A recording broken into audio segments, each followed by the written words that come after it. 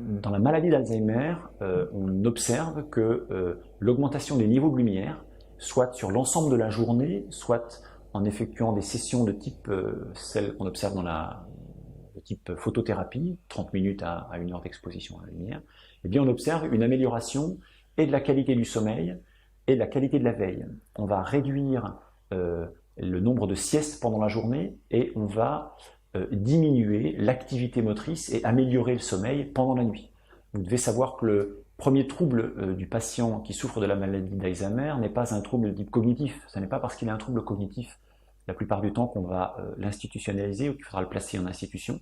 C'est parce que son rythme veille-sommeil est tellement perturbé qu'il est généralement éveillé pendant la nuit et il dort pendant la journée, pour un certain nombre de cas, pour une grande majorité des cas, ce qui pose un gros problème pour la famille,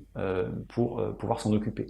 Donc dans ces situations-là, généralement, la famille propose que le patient soit institutionnalisé de manière à pouvoir faire face, parce qu'il ne peut plus faire face, la famille ne peut plus faire face dans ces situations difficiles de perturbation des rythmes veille-sommeil. Dans les institutions dans lesquelles la luminothérapie ou l'augmentation des niveaux de lumière a été mise en place, eh bien, on a observé et une amélioration du sommeil et une amélioration de la veille. Et dans quelques études récentes, on a pu aussi observer une diminution du décrément cognitif. En d'autres termes, au cours du développement de la maladie d'Alzheimer,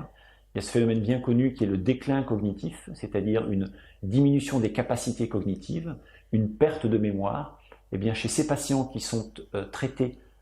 par luminothérapie, chez qui on a augmenté l'intensité lumineuse pendant la journée, on a pu ralentir le déclin cognitif. Et ce déclin cognitif, dans le cadre d'une étude qui avait été menée par Huys van Summeren en Hollande, eh bien, ce déclin cognitif a été réduit d'un niveau comparable à celui qu'on observe avec les molécules classiques qui sont utilisées dans la maladie d'Alzheimer,